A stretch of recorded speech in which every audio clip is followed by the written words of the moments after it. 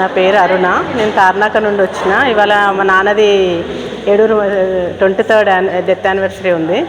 So ఈ ఆశ్రమం విన్నాము, సరే వచ్చి చూస్తే అసలు నిజంగా చాలా గుళ్ళో వచ్చినట్టు అనిపించింది. చాలా బాగుంది, చాలా నీట్నెస్, వాళ్ళు కూడా చాలా బాగున్నారు అందరూ. అంటే బయట మనం చూస్తే బా పిచ్చోళ్ళు అట్లాంటి ఆలోచన ఉండేది. ఇక్కడికి వచ్చిన తర్వాత వీళ్ళు ఎంత మంచిగా క్రమశిక్షణగా ఉండి భోజనం తీసుకెళ్ళడము అదంతా కూడా చాలా బాగా అనిపిస్తుంది. అసలు హాస్పిటల్ అంటే వాళ్ళ ఫెసిలిటీస్ బాగున్నాయి కాబట్టి వాళ్ళు అంత రికవర్ అవుతున్నారని మేము అనుకుంటున్నాము.